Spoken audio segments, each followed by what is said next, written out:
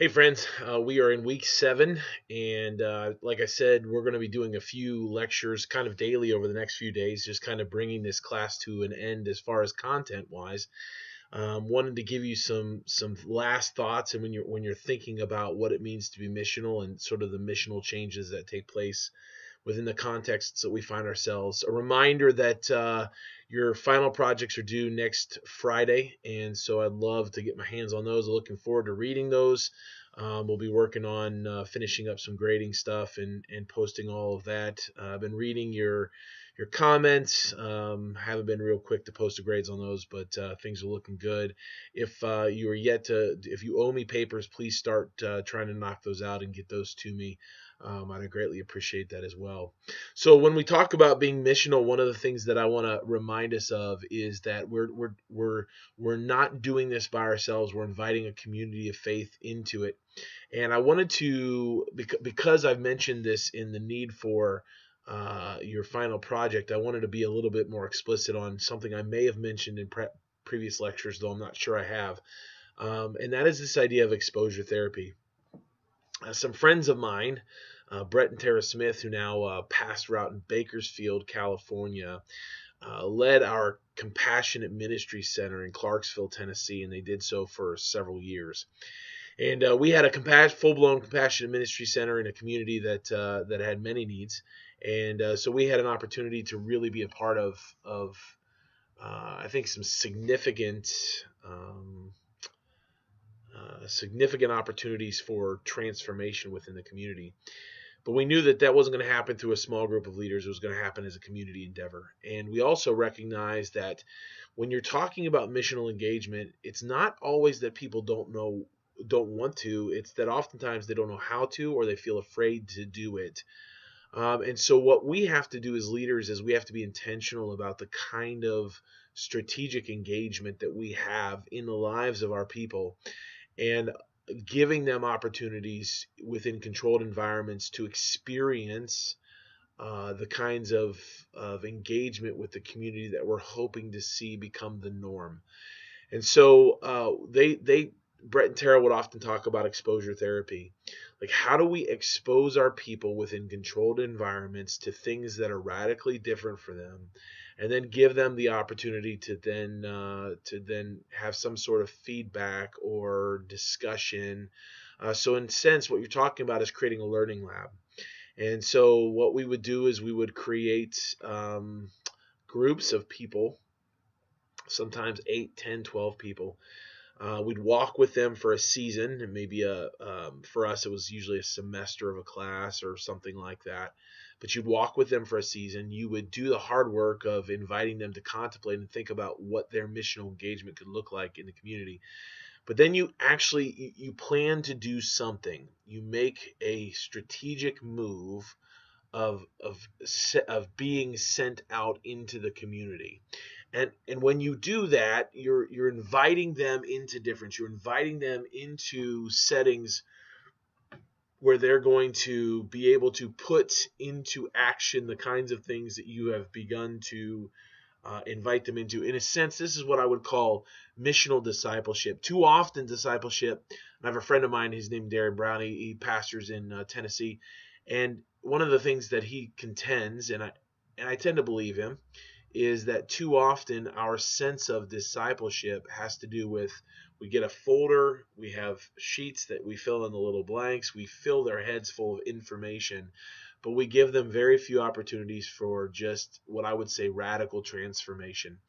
And so what you want to do is you want to set the stage by giving them the kind of teaching that would be helpful, instruction that might be helpful in helping them to process how they might engage difference. But then what you want to do is that you want to give them a strategic action, something that can be done in the community that they can be a part of within a controlled setting, so that in their encounter with it, there's something then to come back and process through. So a couple of things we've done, we've gone on short-term mission trips into communities into especially urban contexts like Toronto, where we watched very, very broken things all around us, And we gave our 12 to 15 people that we took with us, whatever time we went, an opportunity to experience that in a very controlled environment. And then we were able to come back and reflect upon that. Some of the things that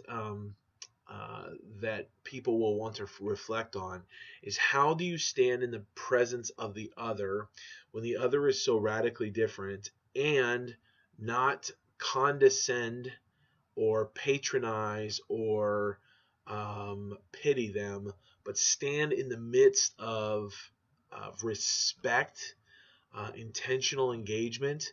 How does that happen? What does that look like? And so we would talk about how to stand in the presence of the other, how to um, carry yourself with a posture of compassion, openness, things like hospitality. What does it mean to be a hospitable person in the presence of the other? What does it mean to be the recipient of hospitality to the other when we step into the other's realm? I mean, so if we believe that the church doesn't exist just so people come to it, but the church is sent out into the community, then we are going to be stepping into spaces where we are then hosted. And so what does it mean for us to devoid ourselves of the power that we talked about a few weeks ago when we talked about living canonically? What does it mean to avoid ourselves of power so that we can be in hospitable places with people? And so exposure therapy, what kind of events, what kind of strategic activities can you plan and invite people to be a part of, so that their horizons begin to expand on the kind of differences that God may be calling them to make? And so I think that's a really important thing for you as you begin to think about what your mission strategy plan or your strategic plan will be for missional engagement within the life of your church and your context. What are some specific events or activities that we can be a part of? Do we come alongside of a homeless ministry? Do we find ourselves volunteering somewhere? Do we host a roundtable somewhere where we create a setting where we have an 8-week dialogue group at a local diner there in the urban area, where some of the people that you've built relationships with out in the community come and sit together with some of the people that are part of your community of faith? And do you create a dialogue circle where people are talking about need and struggle, but also opportunities for engagement or misunderstanding, or the kinds of things that the community needs as a whole? What are some of those strategic actions that you can take, those opportunities for exposure? Because the less fearful they become of those kinds of spaces, the more actively engaged they will become in those spaces when you're not leading the event. And so we watched this a number of times as we would expose people to it, then they would then take the ball and run with it, because now it's not new.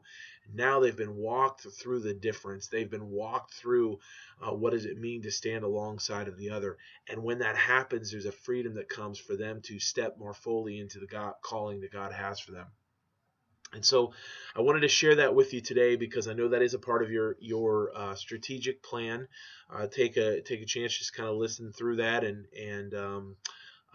begin to dream about what that might look like within your context. I'm going to talk to you about some other things over the course of the next few days. Things like, what does it mean to be aliens and strangers? Why is our alterity or our difference so important within the context of missional life? We're going to talk about the peaceable kingdom, why this concept of peace and carrying around the shalom of God within our very being is so important as missional Christians. So we're gonna kind of put an exclamation mark on some of this, and so I just encourage you to just check these out each day, and we'll finish this journey well together. All right. God bless you, and looking forward to reading your papers here this week and next week.